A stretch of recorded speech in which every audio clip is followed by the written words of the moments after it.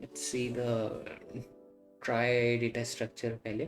So good thing is at least कि LeetCode ने directly question दे रखा है दैट इम्प्लीमेंट ट्राई। अगर ये लोग है ना सारे डेटा स्ट्रक्चर के और सारी स्टैंडर्ड एल्गोरिथम के भी ऐसे क्वेश्चन दे तो बहुत अच्छा रहेगा, बट इस पे सारे तो नहीं हैं, जीएफजी पे हैं फिर भी सारे। So try pronounce as TRY, try बोलते हैं ना, वो प्रोनाउंसिएशन भी बता रखा है उन्होंने कैसे बोलना है। और the prefix tree, so synonym है उसका प्रीफिक्स ट्री भी। Is a tree data structure used to efficiently store and retrieve keys in a data set of strings. There are various application of data structure such as auto completion and spell checker। तो auto completion देखेंगे इसमें से अपन आज after this question. पहले हम simple implementation देखते हैं। सो implement करने के लिए उन्होंने एक कंस्ट्रक्टर दिया है that you initialize the trie object with, and then ये ऑपरेशंस परफॉर्म करने रहेंगे। You insert a single word and word input में दिया रहेगा। Similarly search a single word, return true if that string word जो input में दी हुई है is in trie, that is it was inserted before and false otherwise. And finally एक start with, so you have to return true if there is a previously inserted string word that has prefix this given input prefix and false otherwise। so पहले let's say example ये इन्होंने दिया, अच्छा ये वाला देखते हैं। इनिशियलाइज कर दिया ट्राई को, कंस्ट्रक्टर के अंदर कुछ नहीं है। अब इन्होंने एक एक करके इंसर्ट करा है। एप्पल पहले इंसर्ट किया, फिर सर्च किया एप्पल को, तो उसमें ट्रू रिटर्न कर रहे हैं क्योंकि एप्पल पहले इंसर्ट हो चुका है। देन अगेन सर्च किया APP and this is false. So जब वो सर्च कर रहे हैं APP को, तो वो एग्जैक्ट वर्ड मैच पहले इंसर्ट नहीं किया गया है, सो इसलिए इसका रिजल्ट है फॉल्स। बट जब स्टार्ट्स विद सर्च कर रहे हैं APP के लिए, तो इसमें ये रिक्वायरमेंट थी कि जो प्रीफिक्स वो दे रहे हैं, सो जो वर्ड वो यहाँ पर प्रोवाइड कर रहे हैं उसको बोल रहे हैं ये प्रीफिक्स है। अब आपको ये बताना है कि जो वर्ड्स पहले आपने इंसर्ट किए थे उसमें से किसी वर्ड का प्रीफिक्स क्या APP है, एंड विच इज़ ट्रू, क्योंकि एप्पल जो इंसर्ट किया था उसमें APP वॉज अ प्रीफिक्स, सो इसलिए इसका आंसर है ट्रू। एंड देन उन्होंने इंसर्ट कर दिया जब APP को एक्चुअल वर्ड को, तो उसके बाद सर्च किया तो तब वो भी ट्रू आ रहा है क्योंकि अब APP इंसर्ट हो चुका है ट्राई के अंदर। Right, so this is basic example. One thing to note यहाँ पे कि ये जो क्वेरीज हैं ये ऑनलाइन है, दैट मीन्स ऐसा नहीं है कि पहले सारे वर्ड इंसर्ट कर दिए और फिर सर्च और एंड कर रहे हैं। बीच बीच में सर्च हो सकता है, तो पहले जब सर्च APP के लिए किया था तब फॉल्स था, बट फिर उसके बाद इंसर्ट कर दिया और उसके बाद फिर सर्च किया तो तब ट्रू था। So this is online operation, not that you store data first and then perform the read operation. इसको लाइक DSA की लैंग्वेज में बोलते हैं ऑनलाइन क्वेरीज, एंड जिसमें एक बार में डेटा पे परफॉर्म, डेटा को स्टोर करके फिर उस पर रीड ऑपरेशन परफॉर्म करते हैं, तो ऑफलाइन होती है। उसमें थोड़ा हम इतना कर सकते हैं कि कुछ डेटा स्ट्रक्चर स्टोर करके एक बार रख लें जो मॉडिफाई नहीं हो दोबारा, और उसके बाद रीडिंग बहुत ईजी हो। सो ये डिफरेंस होता है ऑनलाइन और ऑफलाइन में। ठीक, अब इसका इम्प्लीमेंटेशन देखते हैं। सो मैंने इसका वो बनाया नहीं है स्लाइड्स वैसे, क्योंकि मेरे को एक काफ़ी अच्छी वेबसाइट मिली जिसमें ये विजुअलाइजेशन अच्छे से करके दिखाई रहे थे, तो आई थिंक इसकी ज़रूरत नहीं थी दोबारा मेरे को फिर से बनाने की। सो ये एक वेबसाइट है, इसको मैं लिंक शेयर कर दूंगा, सो चेकआउट करना। एक मिनट, इसके है ना, मैं पहले वो दिखा देता हूँ और दूसरे भी क्या क्या अवेलेबल हैं। ये विजुअलाइजेशन वाले हैं, विजुअलाइजेशन एल्गोरिथम। अब सारे नहीं हैं जितने अभी तक हमने पढ़े हैं, बट फिर भी बहुत सारे हैं। सो एल्गोरिथम में इन्होंने बेसिक एल्गोरिथम काफ़ी दी हुई हैं। इंडेक्सिंग की स्टैक क्यू लिस्ट दिए हुए हैं, लिस्ट अभी शायद बनाए नहीं है, yet to be developed. And I think ये कोई से कौन सा है, कोई से कॉलेज का प्रोजेक्ट रहा होगा क्योंकि बहुत टाइम से इसमें अपडेट्स भी नहीं हुए हैं। बट फिर भी जितने हैं वो काफ़ी अच्छे हैं। हीप ये हम ऑलरेडी वैसे देख चुके हैं, बट थोड़े एडवांस वाले भी दिए हुए हैं इसमें, बाइनोमियल एंड फिबोनाची हीप। तो अगर ये देखने हो ग्राफ के, वैसे इनकी ज़रूरत नहीं पड़ती है, जितना हमने देखा था उतना काफ़ी रहता है DSA के लिए। डायक्स्ट्रा का है और डायनेमिक प्रोग्रामिंग के थोड़े से हैं, और डिसजॉइंट सेट वाला भी है, ये भी हम ऑलरेडी देख चुके हैं कि कैसे डिस्क्रीट ग्रुप्स रहते हैं तो उनको एक एक करके कैसे मर्ज करते जाते हैं. सो अगर इसमें खुद से प्ले अराउंड करना समझने के लिए, so that you can do, but हम अभी ट्राई का देखते हैं. ठीक, फॉर एग्जाम्पल मैंने एक स्ट्रिंग इंसर्ट करी ABCDEF, right. So how will that be inserted in the tree. So try एक ट्री डेटा स्ट्रक्चर होता है. ट्री हमने देखा हुआ कैसा होता है, जिसमें एक रूट होती है, उसकी एन नंबर ऑफ चिल्ड्रंस हो सकती हैं. बाइनरी ट्री होता है तो उसमें सिर्फ 2 ही होती हैं. ट्राई जो होता है वो बाइनरी नहीं होता, तो एक किसी भी नोड की एनी नंबर ऑफ चाइल्ड्स हो सकते हैं, बट कुछ कंस्ट्रेंट हम लगाएंगे वो बाद में देखेंगे.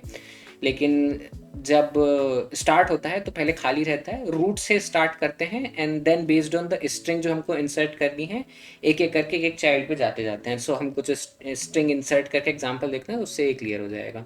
स्टार्टिंग में खाली रहता है बट ABCDEF को इंसर्ट करना है तो रूट से स्टार्ट करेंगे, राइट. रूट खाली रहती है, इट डजेंट रिप्रेजेंट एनीथिंग.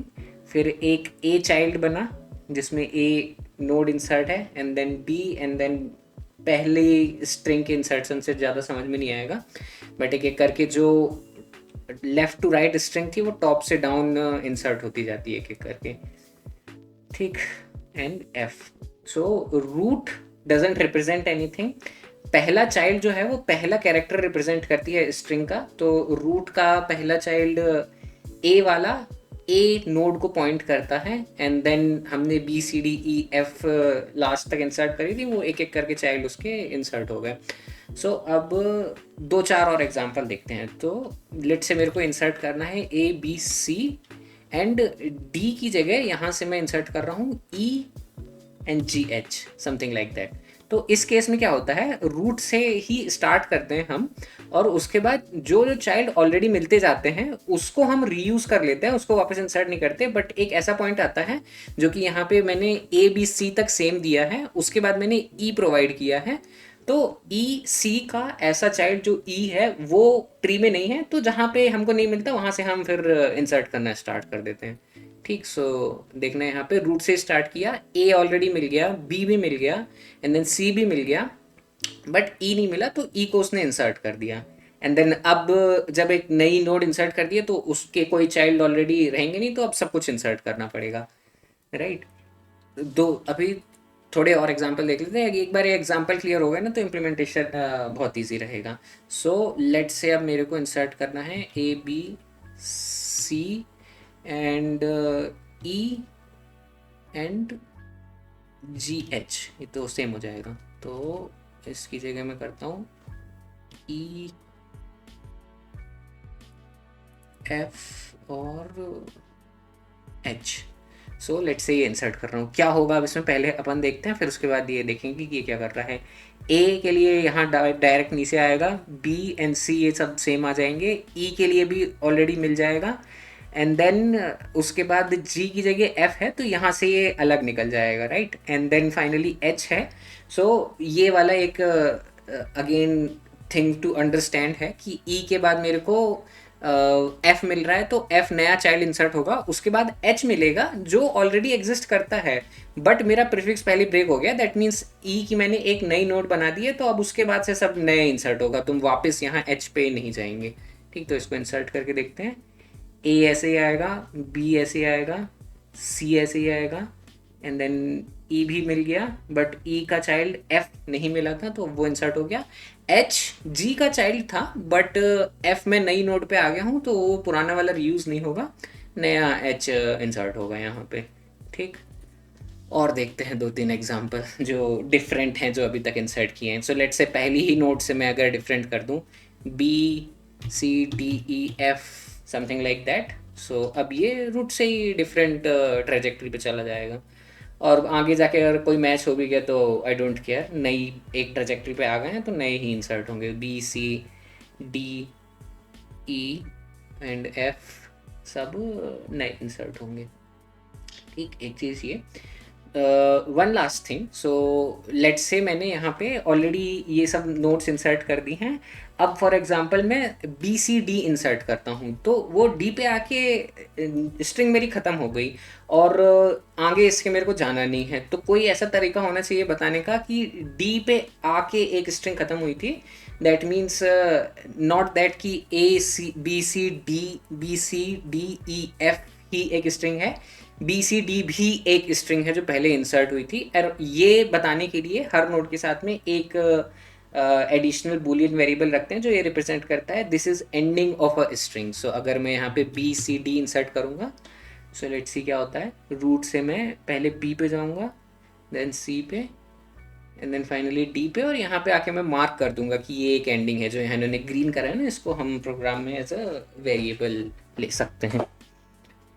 ठीक, ये ऑपरेशन है इंसर्शन के। अब सर्च के देख लेते हैं एक बार। सो लेट से मेरे को बी सी डी फाइंड करना है, यही वाला जो अभी लेटेस्ट इंसर्ट किया है। तो उसमें भी सिमिलर ही रहता है, जो जो पहले इंसर्ट किया है उसी तरह इटरेट करेंगे। बी पे जाएगा, सी पे जाएगा, डी पे जाएगा, और यहाँ आके चेक करेगा कि क्या डी एक ग्रीन नोड है। ग्रीन नोड है means string has ended here which is true, so it will report कि बी सी डी एग्जिस्ट करता है।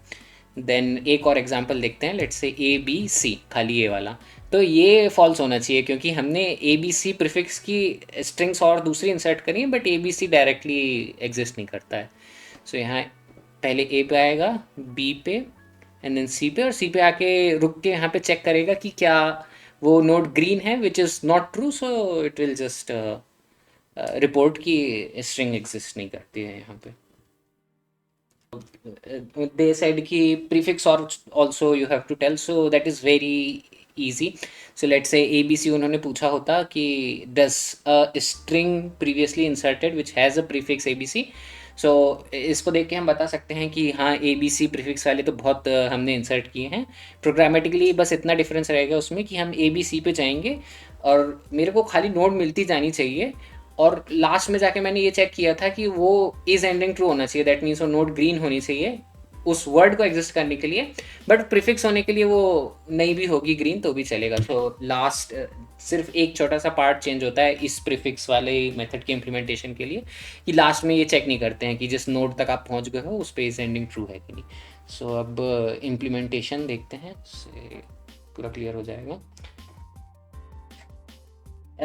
जैसे हमने ट्री नोड बनाई थी वैसे यहाँ ट्राई नोड बना रहे हैं, और उसमें 2 चिल्ड्रन होते थे, इसमें n नंबर ऑफ चिल्ड्रंस हो सकते हैं, और वो दूसरा ग्रीन नोड वाला उसके लिए एक बूलियन रखा है if it is ending here true और नॉट।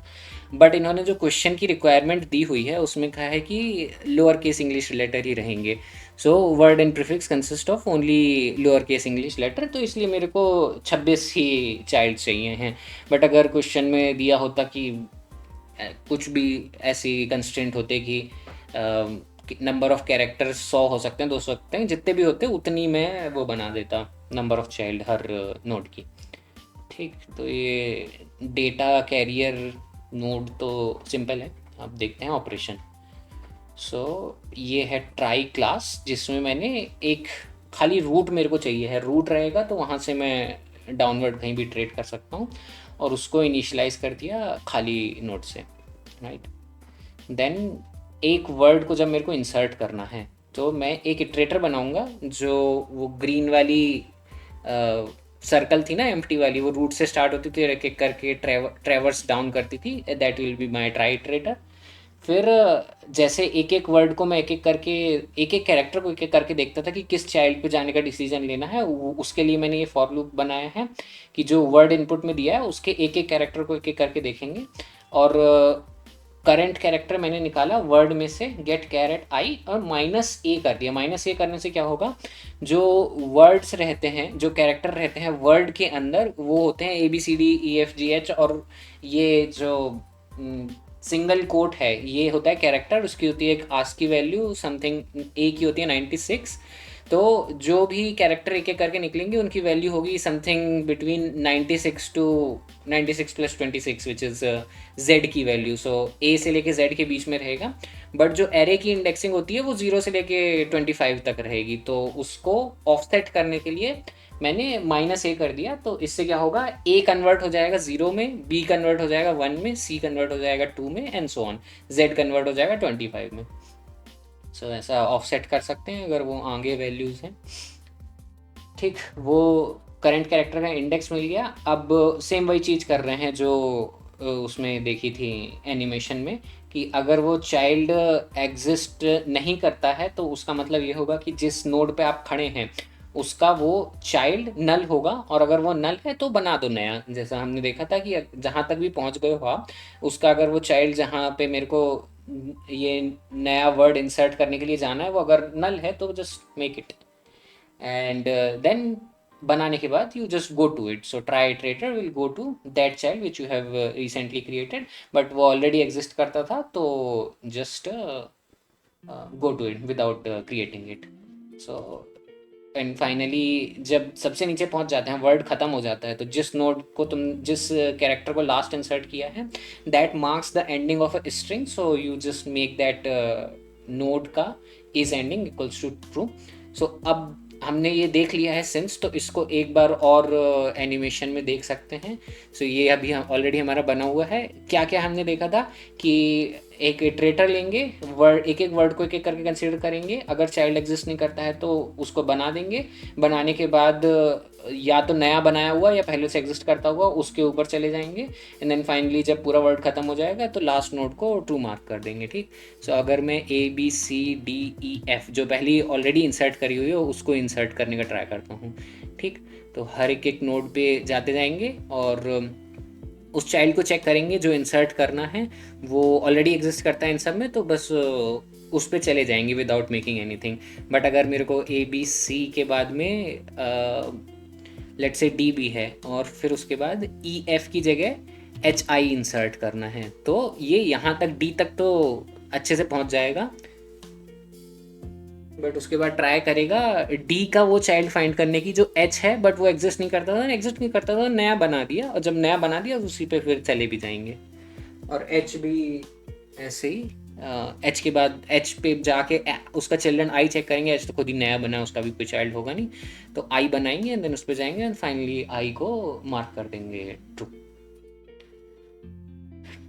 इस एंडिंग को ट्रू मार्क कर देंगे। ठीक, सर्चिंग का और स्टार्ट विद का ऑलमोस्ट सेम इम्प्लीमेंटेशन है, और इसका और इंसर्शन का भी ऑलमोस्ट सेम है। स्टिल उसके बाद भी हम कोड डुप्लीकेशन दूर नहीं कर सकते, उस पर मैं आता हूँ, पहले हम एक्चुअल इम्प्लीमेंटेशन देखते हैं। तो वही इटरेटर बनाएंगे और वर्ड के सारे कैरेक्टर्स पे एक एक करके इटरेट करेंगे, करेंट कैरेक्टर निकालेंगे एक बार में एक, वही उसको -a कर देंगे, एंड देन हर नोड पे चेक करेंगे कि जो कैरेक्टर पे मेरे को जाना है वो अगर नल है दैट मीन्स वो पहले इंसर्ट नहीं हुआ था, you can return false from there, but अगर नहीं है then you go to that child node जो करंट कैरेक्टर को रिप्रेजेंट करती है, एंड देन फाइनली सर्च होने के लिए वो एग्जैक्ट स्ट्रिंग पहले इंसर्ट हुई होनी चाहिए, दैट मीन्स उस ट्राई इटरेटर का इज एंडिंग ट्रू होना चाहिए। तो यहाँ पे कंडीशन ऐसी है कि इज एंडिंग अगर ट्रू है दैट मीन्स तब तुम रिटर्न ट्रू करो, which is same as just directly returning is ending. ठीक, यस। सो फॉर एग्जाम्पल अब मैं एक वो वाला सर्च करके दिखाता हूँ जिसमें फेल हो जाएगा। सो लेट्स से मैं सर्च करता हूँ A B C and D E child दोनों हैं, तो मैं सर्च करता हूँ एच। तो अब इसमें क्या होगा, ए पे जाएगा पहले एंड देन बी पे एंड देन सी पे एंड देन इसका चाइल्ड एच चेक करेगा, जो नहीं मिला तो ये रिपोर्ट करेगा A B C not found. एक आध चीज़ और, सो यहाँ पे थोड़ा विजुअलाइजेशन ये वाला पार्ट डिफिकल्ट है। जब ट्राई इटरेटर को मैं स्टार्ट करता हूँ तो रूट से स्टार्ट करता हूँ, और रूट कुछ रिप्रेजेंट नहीं करता, रूट खाली है। उसका जब जो भी पहला चाइल्ड होता है ना वो फर्स्ट कैरेक्टर को रिप्रेजेंट करता है स्ट्रिंग की, इसलिए जब मैं ए बी सी इंसर्ट करता हूँ तो रूट जो कि खाली है उसका एथ चाइल्ड ये वाली नोड होती है, राइट। एंड फिर ए के जो चिल्ड्रन होते हैं वो रिप्रेजेंट करते हैं सेकंड कैरेक्टर को, तो इसलिए ए के बाद में बी आया तो बी का ए का ये वाला चाइल्ड जो बी एथ इंडेक्स पे है उस पे जो नोड होगी वो रिप्रेजेंट करेगी सेकंड कैरेक्टर को। सो इसीलिए किसी भी नोड पे पहुंच के, लेट से इस नोड पे डायरेक्टली अभी अगर मैं खड़ा हूँ ई पे, so this node represent A B C and E, full this string. Right. And then finally starts with का इम्प्लीमेंटेशन सेम जो मैंने बोला था कि इटरेटर स्टार्ट करेंगे रूट से, एक एक कैरेक्टर को एक बार में कंसिडर करेंगे सेम। अगर वो कैरेक्टर एग्जिस्ट नहीं करता देन रिटर्न फॉल्स, क्योंकि वो अभी तक इंसर्ट नहीं हुआ है। एंड अगर हो चुका है then you go to that character and then finally you return true. In any case ending हुआ या नहीं हुआ है, मेरे को वहाँ तक का पाथ मिला, then I return true. That means एक ऐसी स्ट्रिंग एग्जिस्ट करती थी जिसका प्रीफिक्स ये प्रीफिक्स था, so I return true from here. Let's say इसके अलावा और कुछ नहीं है इस इम्प्लीमेंटेशन में। See most of the traversing is same, word निकालते हैं, कैरेक्टर निकालते हैं एंड देन उसको चेक करते हैं, वो नल है तो इंसर्ट वाले केस में नया बना देते हैं और सर्चिंग वाले केस में वहीं से रिटर्न फॉल्स कर देते हैं, बस इतना डिफरेंस है। बट उसके बाद भी it's difficult to reduce the code duplication. Maybe you can put some, क्या बोलते हैं उसको, anonymous interface implementation which is lambda expression, but it again makes it more complicated. So this implementation is the good one. Okay, so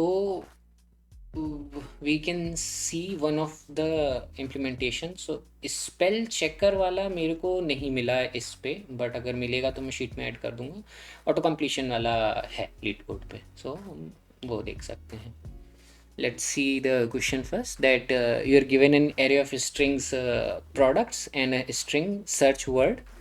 Design a system that suggests at most 3 product names. At most इसीलिए क्योंकि हो सकता है 3 product ही नहीं हो, तो इसलिए 2 ही product हैं तो 2 ही कर दो, बट 3 से ज़्यादा हैं तो टॉप 3 बताने हैं खाली।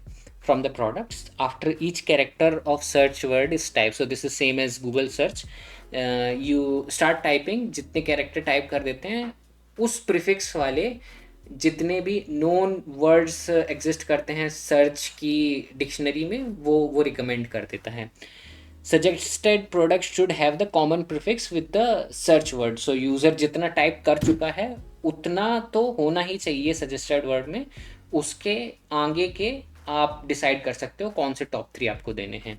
If there are more than 3 products with the common prefix return the 3 lexicographically minimal products. So इसकी वैसे बहुत एल्गोरिथम्स होती हैं कि कौन सा टॉप सजेशन होना है, बट इन्होंने सिंपलिस्टिक वाली पूछी है which is lexicographically smaller. That means अगर यूज़र ने ABC टाइप करा हुआ है और सजेस्टेड वर्ड में ABCDEF हैं और ABCEFG हैं, तो D वाला पहले देना है। लेक्सियोग्राफिकली स्मॉलर का मतलब होता है कि इन दोनों में देखते हैं, जैसे MOBILE मोबाइल है और MOUSE है, लेफ्ट से मैच करना स्टार्ट करते हैं कौन सा बड़ा है, M और U दोनों के कॉमन हो जाएंगे। उसके बाद पहला कैरेक्टर जो होता है जो मिसमैच होता है, पहले वाले में B है ये वाले में U है, तो ये वाला लेक्सियोग्राफिकली स्मॉलर रहेगा क्योंकि B छोटा है U से in ASCII value. So that's the meaning of lexicographically smaller string. So you have to return the list of the suggested product after each character of search word is typed. So this is also consistent with how the searching work on any platform. So you start typing, एक character type किया उसके बाद top 3 मिलते हैं, दूसरा character type किया तो नए टॉप 3 मिलते हैं, आपका वर्ड रिफाइन हो गया है, तो उस प्रीफिक्स वाले जितने वर्ड्स हैं वो सजेस्ट करना स्टार्ट कर देते हैं। ठीक, ये क्वेश्चन है, थोड़ा सा कॉम्प्लिकेटेड है आई नो, बट एक आध एग्जांपल देखते हैं। सो लेट्स से ये उन्होंने डिक्शनरी दी हुई है कि इतने ही वर्ड हैं, इतने ही प्रोडक्ट एग्जिस्ट करते हैं उनके छोटे से डेटाबेस में, और यूज़र एक एक करके ये वर्ड टाइप करना स्टार्ट कर रहा है। तो जब वो M टाइप कर देगा तो उसके बाद जो प्रोडक्ट्स हैं इसमें से लेक्सियोग्राफिकली स्मॉलेस्ट 3 फाइंड करके देने हैं सिर्फ M टाइप करने के बाद में। इसलिए उन्होंने दिए हैं mobile, money pet and monitor, क्योंकि ये तीनों लेक्सियोग्राफिकली स्मॉलेस्ट थे। बाकी M एज अ प्रीफिक्स तो इन सब में था, बट उन सब में से सबसे छोटे 3 फाइंड करके हमको रिटर्न करना है, which is what they have done for this. उसके बाद ओ भी उसने टाइप कर दिया तो वो सेम ही रहा क्योंकि एम ओ भी सब में कॉमन है। उसके बाद यू जैसे टाइप किया तो एम ओ यू वर्ड बन गया। तो अब mobile as a search suggestion नहीं दिया जा रहा है। सबसे पहला है माउस और दूसरा है माउस पैड, क्योंकि उसके अलावा मनी पॉट सॉरी और मॉनिटर ये दोनों ऐसे वर्ड नहीं रह गए जिनका प्रीफिक्स एम ओ यू है, right. So this is the explanation for the question. And then उसके बाद एस ई भी जब टाइप कर देगा तो भी ये दोनों ही रहेंगे, बाकी सब नए पुराने वाले तो वापस आएंगे नहीं ऑब्वियसली, और कोई नए कैरेक्टर भी नए वर्ड्स भी नहीं मिलेंगे यहाँ पे। ठीक, ये क्वेश्चन है। कैसे कर सकते हैं इसको ट्राई से, लेट्स सी। सो हमने ये जो ट्राई बना रखा है इसमें देखते हैं कैसे कर सकते हैं। लेट्स से यूज़र एक एक करके वर्ड टाइप करता जा रहा है और इन वर्ड्स में से जो जो अवेलेबल हैं वो मेरे को देने हैं। तो क्या करेंगे, लेट्स से यूज़र टाइप कर रहा है ABCEGH, ये पूरा वर्ड टाइप कर रहा है। जब वो ए टाइप कर देगा तो इस वाली नोड पे आ जाएंगे। इसका मतलब यहाँ तक की स्ट्रिंग तो बिल्ड हो गई है और ये प्रीफिक्स तो ऑलरेडी है, और इसके जितने बच्चे हैं ना उन सब में मैं ट्रैवर्स करके देखूंगा कि सबसे पहले 3 कौन से मिलते हैं। क्वेश्चन की रिक्वायरमेंट के हिसाब से लेक्सियोग्राफिकली स्मॉलर वाले पहले आने चाहिए। तो उसके लिए क्या होगा, जो हम चाइल्ड्स इंसर्ट करते हैं उसमें हम यहाँ पे जैसे मैं दिखाऊं तो ये चाइल्ड्स होते थे, ये ऑर्डर्ड ही होते हैं, लाइक 26 रहते हैं। इसमें से ए सबसे 0th इंडेक्स पे रहेगा, बी 1 पे रहेगा। तो 0th इंडेक्स को पहले कंसीडर करो तो आपका जो फाइनल स्ट्रिंग बनेगी वो लेक्सियोग्राफिकली सॉर्टेड रहेगी। यहाँ पे जो इन्होंने इम्प्लीमेंटेशन किया वो भी लेक्सियोग्राफिकली सॉर्टेड है। जैसे मैंने डी को इंसर्ट किया तो वो लेफ्ट साइड में है, ई उसके राइट साइड में है। सो एरे में डी पहले आता है, ई बाद में आता है। अभी लेट से मैं है ना इसमें ये इंसर्ट कर दूँ ABC एंड डी की जगह BE ऐसा इंसर्ट कर दूँ अगर, तो वो C की चाइल्ड तक तो आ जाएगा। उसके बाद इसको B नहीं मिलेगा, बट नोटिस ये इंपॉर्टेंट पार्ट यहाँ पे ये कि जो नया नोड B इंसर्ट होगा वो D और E के लेफ्ट साइड में होगा, ना कि राइट साइड में। सो ये ऑर्डरिंग भी इम्पॉर्टेंट है, पिछले वाले क्वेश्चन में नहीं थी, इसमें उसकी ज़रूरत है तो हम यहाँ एनफोर्स कर सकते हैं कि वो ऐसा ही हो। ठीक, सो इफ़ यू सी वो लेफ्ट साइड में आया है and then B and E insert हो गए। ठीक, नाउ यूज़र जैसे एक एक करके टाइप करता जा रहा है, तो लेट से उसने ABC टाइप कर दिया है और अब मेरे को देने हैं। तो C तक तो मैं नोड पे आ जाऊंगा। इस नोड पे आके मैं बचे हुए ट्री में इंसर्ट करूंगा कि कौन से हैं लेक्सियोग्राफिकली स्मॉलर जो मैं रिटर्न कर सकता हूँ। तो C पे आके मैं सबसे पहले लेफ्ट वाली साइड चेक करूँगा। B एंड E जो जो मिलते जाएंगे इज एंडिंग वाले उनको मैं एक एक करके रिटर्न कर दूंगा। तो ABC अगर टाइप कर दिया है तो पहला सजेशन होगा ABCBE एंड दूसरा होगा ABCDEF एंड देन लास्ट होगा ABCDHI ऐसा। ठीक, एक लास्ट चीज़ यहाँ पे फाइनल इम्प्लीमेंटेशन पे जाने के लिए, लेट से अगर मेरे पास ये वर्ड भी होता है ABCDE, बस इतना ई तक, सो ये वाली नोड भी ग्रीन हो जाती। सो उसको अगर मैं इंसर्ट करूँ, सो इंसर्शन तो वैसे ही होगा, ए पे आएंगे, बी पे आएंगे, देन सी पे, देन डी पे, देन फाइनली ई पे। ये पहले नहीं था बट अब ये ग्रीन मार्क हो गया, राइट। सो इस केस में जब मैं ABC पे आ जाऊँगा तो क्या 3 वर्ड्स रिटर्न होंगे। एक तो ABC होगा, फिर सॉरी ABC से स्टार्ट होगा, तो पहला होगा ABCBE, दूसरा होगा ABCDE और आखिरी होगा ABCDEF। यही वाले में मेरे को 2 मिल गए तो मैं ये थर्ड वाले पे नहीं जाऊँगा, राइट, क्योंकि वो लेक्सियोग्राफिकली स्मॉलर ही होगा दूसरी साइड में जाने से। सो अगर एक ही साइड में मल्टीपल मिल जाते हैं तो वो हम सारे ले लेंगे। That's the final case to consider.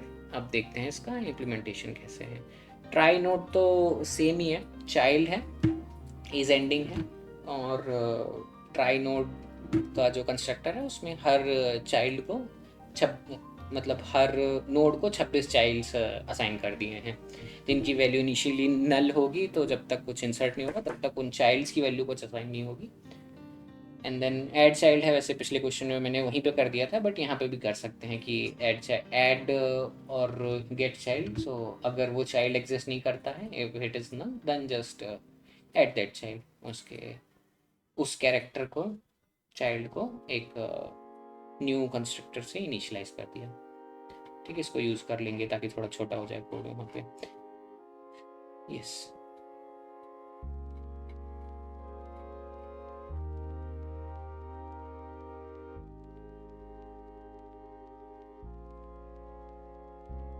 हाँ, yes. So in each try node I need 26 child, and all those childs are also try node, right. So इसलिए जब यहाँ पे डिक्लेयर किया है तो मैंने यहाँ पे ये नंबर ऑफ चाइल्ड्स नहीं बताया, खाली ये बताया है कि n number of childs exist करेंगे हर नोड के लिए। बट जब मैं उसको कंस्ट्रक्टर के अंदर इनिशियलाइज कर रहा हूँ तो ये बता रहा हूँ कि टोटल 26 चाइल्ड रहेंगे हर नोड के। So if you see here, यहाँ पे जैसे रूट है और सारी जो नोड्स हैं वो सेम टाइप की हैं, उन सब के 26 चाइल्ड्स हैं। जब तक उनमें कोई इनिशियलाइजेशन नहीं होता तब तक वो नल होते हैं, इसलिए यहाँ पे उन सबको पॉइंट करके दिखाया नहीं है कि यहाँ पे 25 नल वाले हैं। बट जो मैं कोई चाइल्ड ऐड कर देता हूँ ना, सो bth इंडेक्स पे जैसे मैंने चाइल्ड ऐड किया तो उस पे एक कॉन्क्रीट नोड बन जाती है जो कि नॉन नल होती है, which is what they are representing here. But by default हर नोड के 26 नल चाइल्ड रहते हैं। और इसकी ज़रूरत इसलिए है क्योंकि जैसे अगर मैं यहाँ पे नहीं 26 डिक्लेयर करता और ये पूरा डिक्लेरेशन ही हटा देता तो चाइल्ड्स नल होते, that means you don't know कि कितने चाइल्ड्स हैं। वो मेरे को कंस्ट्रक्शन के टाइम पे बताना पड़ता है कि 26 रहेंगे, उनमें से मैं कुछ वैल्यू असाइन करूँगा। और एक बार मैं ये स्टार्टिंग में बता देता हूँ कि कितने नंबर ऑफ चाइल्ड रहेंगे, वो चेंज नहीं करता, उनका असाइनमेंट चेंज कर देता हूँ जब भी बनाता जाता हूँ एक एक करके।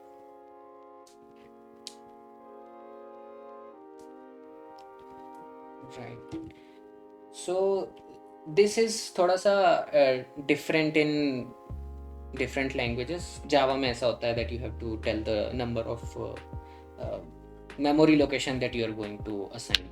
और एरे है ना ये, तो आई थिंक अभी तक हम लोगों ने एरे खाली इंटीजर के और उन सब के देखे हैं, बूलियन के, लॉन्ग के, ऑब्जेक्ट्स के एरे भी बना सकते हैं। सो एक क्लास है, उसके अगर मेरे को 26 इंस्टेंस चाहिए, so just use that class का इनिशियलाइजेशन एंड देन न्यू के साथ में you put the subscript S 26, तो वो 26 ऑब्जेक्ट्स बना के दे देगा। यूजुअली हम जब कंस्ट्रक्टर बनाते हैं तो ये वाला यूज़ करते हैं ना, तो इससे एक नया ऑब्जेक्ट बनता है। बट इसकी जगह पे अगर n नंबर चाहिए, so this is how you have to do it. ठीक है, let's go to the implementation. तो उन्होंने प्रोडक्ट्स दिए हैं और सर्च वर्ड दिया है जो एक बार में एक कैरेक्टर से टाइप होगा। ट्राई को मैंने इनिशियलाइज कर दिया एंड देन सारे प्रोडक्ट इंसर्ट कर दिए। इंसर्शन पे 1 मिनट में चलते हैं। देन ये वाला जो इंसर्शन वाला पार्ट है ये सेम है, कोई चेंज नहीं है इसमें। ट्राई नोड रूट, क्योंकि रूट चाहिए मेरे को, वहाँ से मैं सब ट्रैवर्स करूँगा, उसको इनिशियलाइज कर दिया। एंड देन जब इंसर्ट कर रहा हूँ तो वही है, एक इटरेटर लिया है, वर्ड के एक एक कैरेक्टर के करके कंसीडर करेंगे।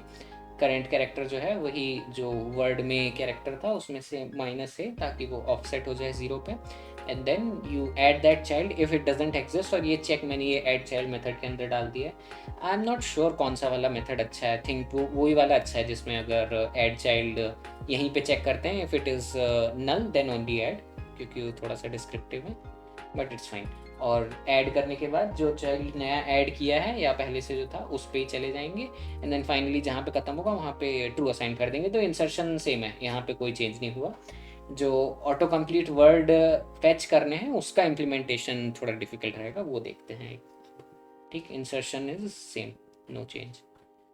Now let's see, given a word how you get the auto complete word for that. अब क्वेश्चन की रिक्वायरमेंट के हिसाब से एक बार में एक कैरेक्टर टाइप होगा और उसके ऑटो कंप्लीशन रिजल्ट मेरे को देने हैं। तो क्या क्या चीज़ें कर रहा हूँ मैं यहाँ, तो फाइनली एक तो लिस्ट ऑफ स्ट्रिंग होगी जिसमें ये जो लिस्ट ऑफ स्ट्रिंग एक होगी वो रिप्रेजेंट करेगी, सबसे पहली वाली रिप्रेजेंट करेगी फर्स्ट कैरेक्टर टाइप करने के बाद क्या ऑटो कंप्लीशन थे, विच इज़ दिस थिंग।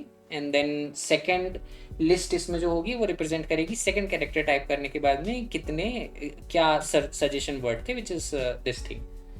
ठीक, ये तो मेरा रिटर्न टाइप हो गया। देन इटरेटर हमेशा की तरह मैंने लिया हुआ है, तो जितने कैरेक्टर टाइप होगा उस नोड पे मैं पहुंच जाऊंगा, उसके बाद आगे क्या करना है वो आगे देखेंगे।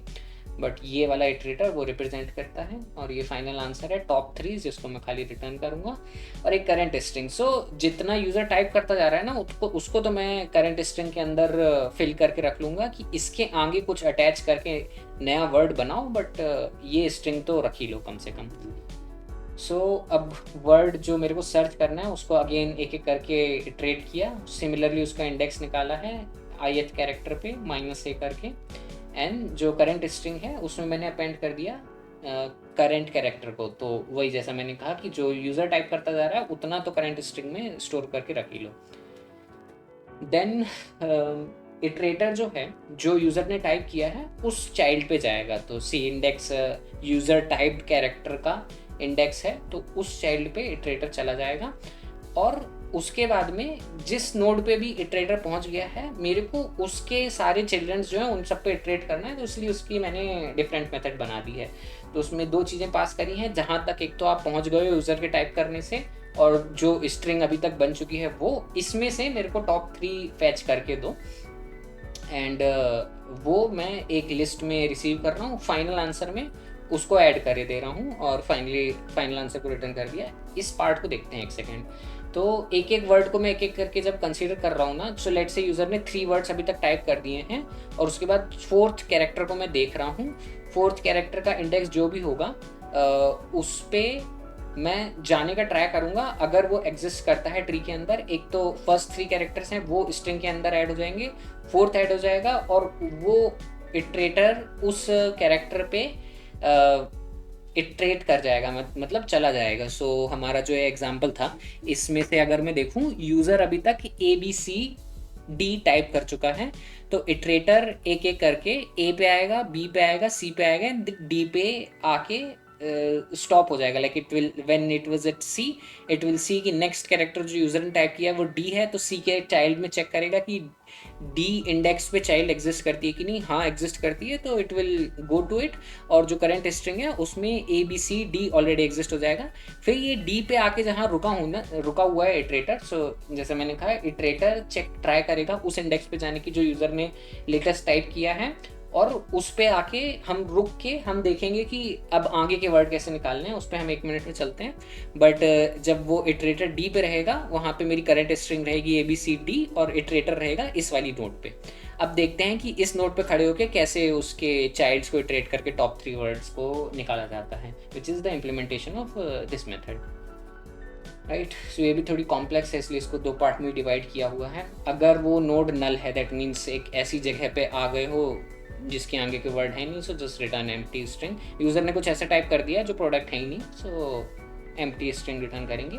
अदरवाइज एक खाली लिस्ट बनाएंगे और उसको पॉपुलेट करने के लिए भेज देंगे इस मेथड के अंदर जो रिकर्सिव है, फिल टॉप 3 मेथड रिकर्सिव वाली। उसमें हम क्या क्या पास करेंगे, जो नोड पे यूज़र के टाइप करने से जहाँ तक एक तो पहुँच गए हो, इसको अभी मॉडिफाई नहीं किया है, ये वही है जो जितना यूज़र ने पहुँचा दिया है नीचे, और करंट स्ट्रिंग जो यूज़र ने अभी तक टाइप कर दी है वो, और फाइनली टॉप 3 ये खाली वाली लिस्ट। तो इसके अंदर एक एक करके भरते जाएंगे इस मेथड के अंदर, एंड फाइनली इसको रिटर्न कर देंगे। सो अब देखते हैं ये फिल टॉप 3 कैसे काम करती है। एक उसको नोड मिली है तो वहाँ पे वो खड़ा है, उसको उसके सारे चाइल्ड ट्रैवर्स करके देखने हैं। उसको एक स्ट्रिंग मिली है कि ये अभी तक बिल्ड हो चुकी है, और एक खाली लिस्ट मिली है जिसके अंदर वो ऐड कर देगा एक एक करके।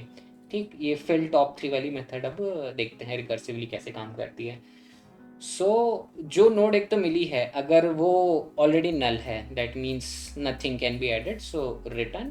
या फिर जो करंट वर्ड्स हैं जिसको ये फिल कर रही है वो ऑलरेडी 3 हो चुके हैं, तो मतलब टॉप 3 मिल गए हैं, so return from there as well. Right, पहली चीज़ ये। दूसरी चीज़, हम इटरेट करके नोड पे नीचे जाते जाएंगे, जो भी वर्ड हम ऐड करते जा रहे हैं स्ट्रिंग के अंदर। अगर एक ऐसी नोड पे पहुंच गए जो is ending है, that means it is you have found a complete word, so you can add it in the current word। ये कैसे इंश्योर होगा कि वो लेक्सियोग्राफिकली स्मॉलर है और वो वाले ही पहले आ रहे हैं, वो अभी एक देखते हैं। बट नोड अगर इज एंडिंग है, that means you have reach to a word which is present in the product, so you can add it in the final answer. अब देखते हैं कि इटरेशन कैसे होगा एक एक करके। सो जीरो से लेके मैं चाइल्ड्स डॉट लेंथ तक इटरेट कर रहा हूँ।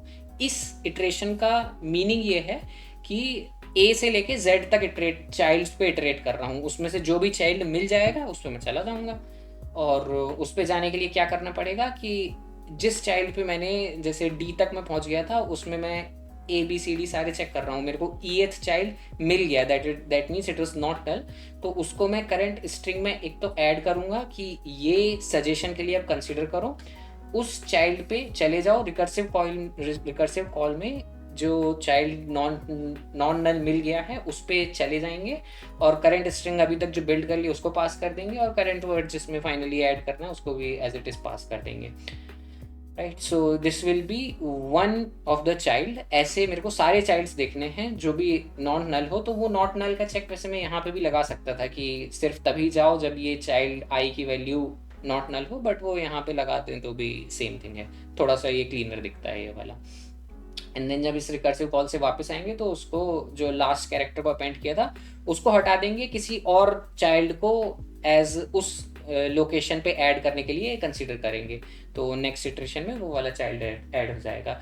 This is similar to something we have seen, इसके जैसा, जिसमें हम एक स्ट्रिंग में ऐड कर देते थे, देन रिकर्सिव कॉल करते थे, एंड रिकर्सिव कॉल जब खत्म हो जाता था तो जो लास्ट में ऐड किया था उसको हम हटा देते थे। वो हमने देखा था रैट इन द मेज में। सो एक साइड जाने का डिसीजन लेते थे, उसको अभी तक की जो पाथ था उसमें ऐड कर देते थे, और जिस साइड जा रहे हैं उस सेल पे जाके हम रिकर्सिव कॉल करते थे, और ये भी पास करते थे कि यहाँ तक आने का पाथ कितना था। और एक फाइनल वर्ड्स वाली इसमें क्लास लेवल वेरिएबल नहीं बनाया, उसमें हमने उसको क्लास लेवल वेरिएबल बना दिया था, बट इसमें उसको as a function parameter pass कर रहे हैं। जब उसमें वो सारा हो जाता था तो जब मैं लेफ्ट जाना पहले कंसीडर कर लेता था तो फिर वहाँ से वापस आता था, और उस जो लेफ्ट जाने का डिसीजन लिया था उसको अपनी करंट पाथ में से हटा के फिर मैं डाउन जाने वाला डिसीजन नेक्स्ट लेता था। Right, so which is by going back in this loop and adding the next available child. अभी हमने यहाँ पे इसको ए से लेके जेड तक इटरेट किया है, तो ए बी सी उसी ऑर्डर में आएंगे जिसमें अल्फ़ाबेट्स होते हैं, and that's what we wanted to be it lexicographically smaller one. Let's say मैं A B C D iterate कर रहा हूँ और डी ऐसा पहला था जो नॉट नल मिलता है, तो डी पहले ही आएगा भले ही ई बाद में एग्जिस्ट भी करता हूँ। राइट, इस रिकर्सिव कॉल को अगर मैं यहाँ पे समझाऊँ, लेट्स से यूज़र ने डी तक टाइप कर दिया है सारा, तो इस नोड पे तो मैं ऑलरेडी स्टार्ट करूँगा, मेरी current string A B C D भी ऑलरेडी बनी हुई मिलेगी, और जो लिस्ट फाइनल है जिसमें मेरे को भरना है वो खाली रहेगी, और उसके बाद में रिकर्सिव कॉल करना स्टार्ट करूँगा दोनों साइड में। राइट, सो इसमें ये पहले ई पे जाएगा क्योंकि वो लेफ्ट से इटरेट कर रहा है, ई पे आके करंट स्ट्रिंग उसकी बन चुकी होगी ए बी सी डी ई, क्योंकि जिस चाइल्ड पे जा रहे हैं उस कैरेक्टर को फाइनल स्ट्रिंग में भी ऐड करते जा रहे हैं। यहाँ आके वो देखेगा कि इज एंडिंग ट्रू है, तो जो करंट स्ट्रिंग अभी तक बन चुकी है उसको फाइनल लिस्ट में भी ऐड कर देगा। That is the meaning of this statement कि अगर करंट नोड इज एंडिंग है, सो जो करंट वर्ड्स हैं उसमें करंट स्ट्रिंग को ऐड कर दो। आई थिंक इसका थोड़ा बेटर नाम दिया जा सकता है करंट वर्ड्स का, मे बी इसको भी टॉप 3 बोल सकते हैं, यहाँ पे हम टॉप 3 बोल रहे थे ना, so it is more clear to understand top 3। और जब टॉप 3 वर्ड्स 3 हो जाते हैं वहाँ से रिटर्न कर देना, मच मोर रीडेबल यहाँ पे ये और ये। ठीक, सो that's the meaning of this one. फिर ई पे आए थे, इसको ए बी सी डी ई को ऐड कर दिया था फाइनल आंसर में, एंड नोटिस यहाँ पे जब मैंने ऐड किया ना तो यहाँ से मैं रिटर्न नहीं कर रहा हूँ, ऐड करने के बाद भी मैं आगे जा रहा हूँ कि अब इसके भी और चाइल्ड देखते हैं। तो ई अपने चाइल्ड्स देखेगा सारे एक एक करके, सिर्फ एक उसको मिलेगा एफ, एफ पे वो करंट स्ट्रिंग को बना देगा। अभी तक उसको ए बी सी डी ई तक मिल चुकी थी, और ई का एफ चाइल्ड मिलेगा, तो वो नई स्ट्रिंग जो बनेगी वो बनेगी A B C D E F. ये स्ट्रिंग बना के वो रिकर्सिव कॉल कर देगा जिसमें ई नोड को पास करेगा।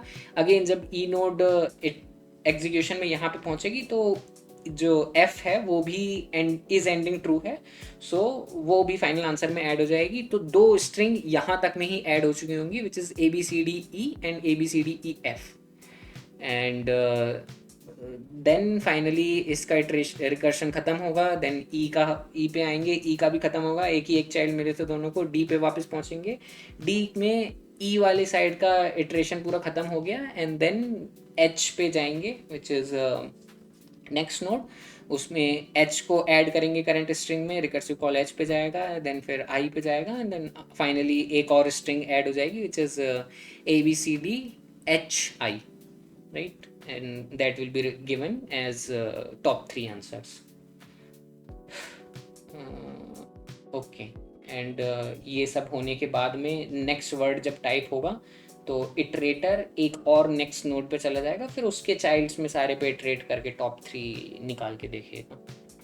ठीक, आई नो ये वाला थोड़ा सा कॉम्प्लिकेटेड है। This is similar to multiple things we have seen so far. एक हम वो करते थे, क्या बोलते थे उसको, pre order traversal, in order traversal नहीं, इसमें हम इन ऑर्डर, हाँ सो हाँ आई मीन जो वो वाला होता था ना, in order, pre order, post order, उसका सेंस तभी बनता है जब 2 ही चाइल्ड हों, क्योंकि उसमें ये डिसीजन लेते हैं ना पहले कौन सा लेफ्ट चाइल्ड होगा या राइट चाइल्ड होगा, बट 26 हैं तो उसमें it doesn't make sense.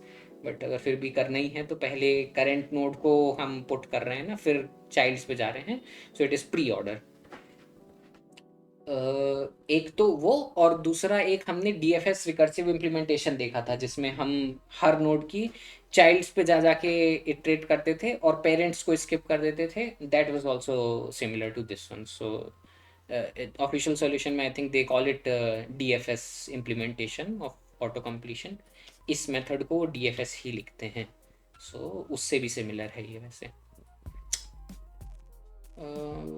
Yes अच्छा, एक चीज़ मैंने मिस कर दी पहले वाले इम्प्लीमेंटेशन में। सो हमने यहाँ पे जो सर्च इंसर्ट ये सब किया था, नोटिस करना, हम जब भी इंसर्ट करते हैं तो हम खाली हाइट ऑफ द ट्री को ट्रैवर्स करते हैं, पूरा ट्री इटरेट नहीं करते हैं। तो इंसर्ट करने की टाइम कॉम्प्लेक्सिटी होगी खाली order of length of the string. अगर n साइज की स्ट्रिंग है तो सिर्फ n ऑपरेशंस लगेंगे इंसर्ट करने के लिए। कुछ भी यहाँ पे रिडंडेंट नहीं है ना, तो जितना साइज होगा उतना ही लगेगा सर्च के लिए भी एंड सर्च के इंसर्ट के लिए भी एंड सर्च स्टार्ट अरे स्टार्ट्स विद के लिए भी, प्रीफिक्स वाले के लिए भी, सबके लिए ऑर्डर n ही टाइम कॉम्प्लेक्सिटी है। ऑटो कंप्लीशन के लिए इंसर्ट की तो उतनी होगी, बट टॉप 3 फिल करने के लिए किसी नोड पे जाके मेरे को उसके नीचे का पूरा ट्री इटरेट करना पड़ सकता है। तो उस केस में टाइम कॉम्प्लेक्सिटी होगी total number of characters, total number of nodes in the tree. So that can be, worst case scenario में ऐसा हो सकता है कि सब अलग अलग नोड्स बनी हैं हर कैरेक्टर जो इंसर्ट हुआ है। सो अगर n स्ट्रिंग है और हर स्ट्रिंग की लेंथ m है, so total time complexity n cross m होगी उस केस में, ये ऑटो कंप्लीट निकालने की। और टोटल सारे ऑपरेशंस की टाइम कॉम्प्लेक्सिटी भी n क्रॉस m होगी उस केस में। हर एक इंसर्शन के लिए m ऑपरेशंस लगेंगे और n स्ट्रिंग है total, so total n cross m operation होंगे इंसर्शन के लिए। एंड सिमिलरली वो ऑटो कंप्लीशन, एक ऑटो कंप्लीशन के लिए n क्रॉस m लगेगा। और उन्होंने यहाँ पे एक वर्ड दिया हुआ है, ये तो इम्प्लीमेंटेशन है, ये वर्ड दिया हुआ ना इनपुट वर्ड, ये वाला सर्च वर्ड, तो हर एक कैरेक्टर टाइप करने के बाद में n क्रॉस m का टाइम कॉम्प्लेक्सिटी लगेगी। और ऐसा वर्ड में let's say t number of characters हैं, तो टोटल टाइम कॉम्प्लेक्सिटी होगी ऑटो कंप्लीशन पूरे निकालने की t into n cross m, which is worst case scenario. But try, I think it doesn't work on worst case scenario, it works on इसकी efficiency ऐसे आती है कि there will be lot of common prefixes, उसके कारण वो सब different branches बनने की जगह एक common branch में रहेंगे and हमको सब iterate नहीं करने पड़ेंगे। common prefix वाली strings को हमको कम बार iterate करना पड़ेगा। That's what give the efficiency to try।